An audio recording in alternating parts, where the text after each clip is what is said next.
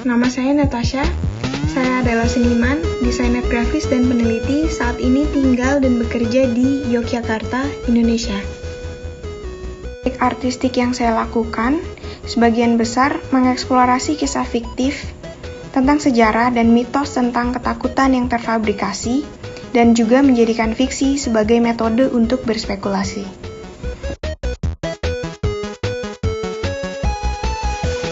Untuk Universal Iterations, saya menampilkan ulang salah satu eksekusi dari world building Path to Power yang saya kembangkan ketika saya menjadi seniman mukim internet atau web president pada awal 2019 yang lalu yang ditaja oleh Akademi Schloss Solitude dan ZKM.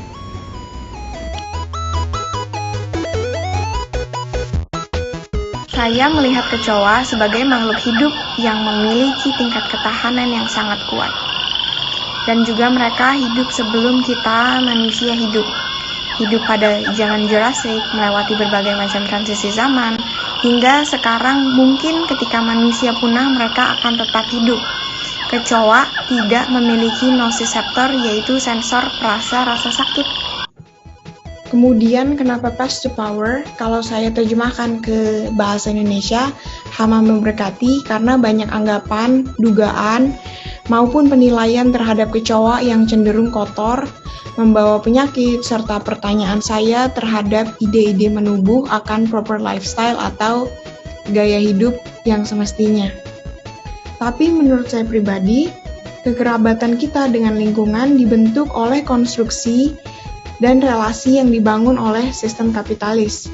Mungkin ya seperti itu. Menurut sebuah penelitian akademis, kecoa itu nggak mempan sama pembasmi hama, tapi justru pembasmi hama yang berbahaya terhadap lingkungan.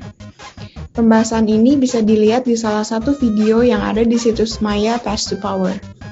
Salah satu yang menginspirasi saya ketika mengerjakan proyek ini adalah percobaan Biosphere 2, sebuah sistem ekologikal tertutup buatan manusia di Oracle, Arizona, dibangun antara tahun 87 sampai 89 dan diuji coba antara tahun 93 sampai 94 untuk menguji apakah dan bagaimana manusia dapat hidup dan bekerja dalam sebuah biosphere tertutup selagi melakukan eksperimen ilmiah.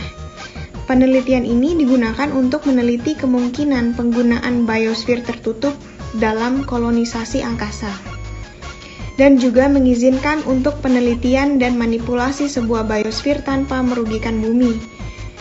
Namun, proyek ini gagal karena ketimpangan O2 dibandingkan CO2, menjadikan kecoa dan semut berkembang biak tidak terkendali dalam biosphere tersebut. Di era Anthropocene sekarang ini, kita melihat hubungan kita dengan sekitar secara terbalik. Kecoa memberitahu kita atau menjadi penanda bahwa tempat yang kita tinggali itu kotor. Meski itu adalah salah satu bentuk produksi pengetahuan, tapi pada akhirnya kecenderungannya adalah kita mencoba mensterilkan ruangan kita, yang sekaligus membasmi kecoa. Agak sedih juga kalau mengingat makhluk yang memberi pelajaran ke kita, manusia, tentang sesuatu yang menjijikan itu hal yang kita kategorikan sebagai sesuatu yang kotor. Mungkin pemikiran ini sangat spekulatif, tapi penting untuk memikirkan ulang eksistensi dan posisi kecoa dalam kehidupan bersama di bumi ini.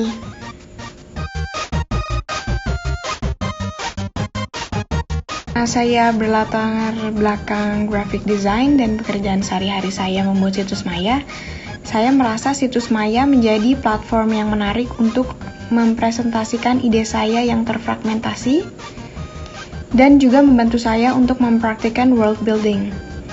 Juga saya menjadi berefleksi bagaimana membuat suatu karya di internet, tapi bukan hanya pindah tempat ke online, tetapi melihat internet itu sebagai diskursus.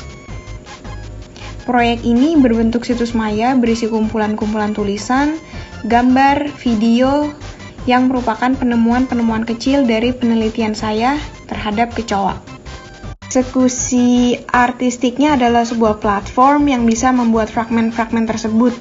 Di situ juga terdapat tautan untuk melihat situs temporer sebelum situs sekarang ini jadi. Juga mungkin kalau HTML5 bentuknya kan kumpulan-kumpulan kode yang menginvasi sebuah server. Jadi ya selama sebulan ke depan, para kecoa internet menginvasi servernya Salihara.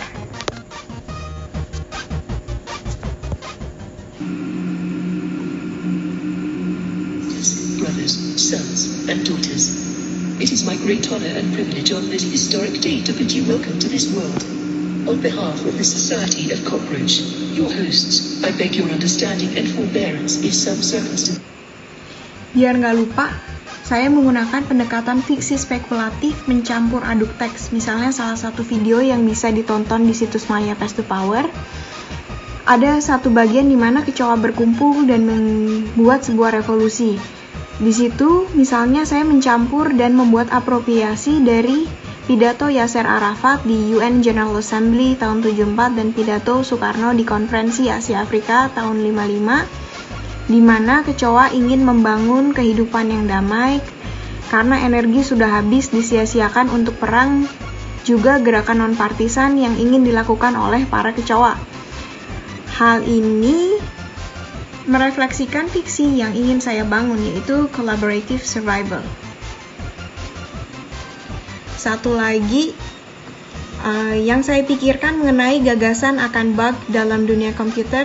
Bug berhubungan dengan glitch atau error dalam perangkat lunak. Dalam sejarah komputer pada 9 September tahun 47, sekumpulan ilmuwan menemukan komputer bug pertama kalinya, yaitu sebuah ngengat yang terjebak di dalam hardware komputer di Harvard University. Di ilmu biologi, baik bug, serangga, maupun kecoa berada dalam klasifikasi insektoid yang sama.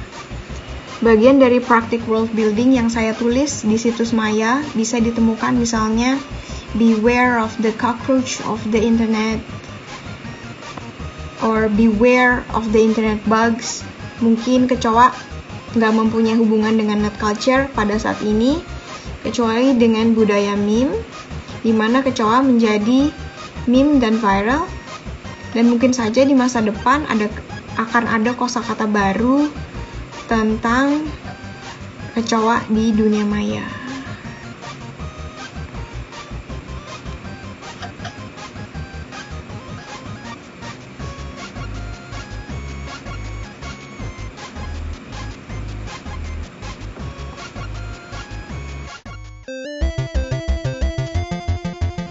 Kalau kita merefleksikan isu anthropocentrism dengan keadaan saat ini, di mana manusia menjadi pusat dari ekosistem, mungkin dalam Path to Power, saya mau mengajukan sebuah fiksi dan mungkin sebuah rangsangan pikiran, di mana ide tentang keberadaan manusia dipikirkan ulang melalui agensi kecoa.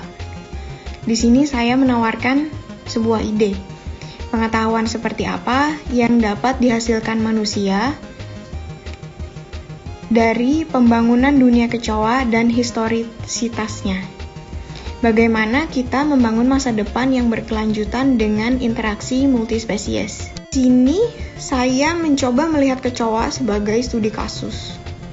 Mengubah apa yang dianggap sebagai hama menjadi pengetahuan alternatif serta menginvestigasi hubungan timbal balik antar spesies dalam bentuk pendekatan novel fiksi atau speculative fiction. Jadi less science, more fiction.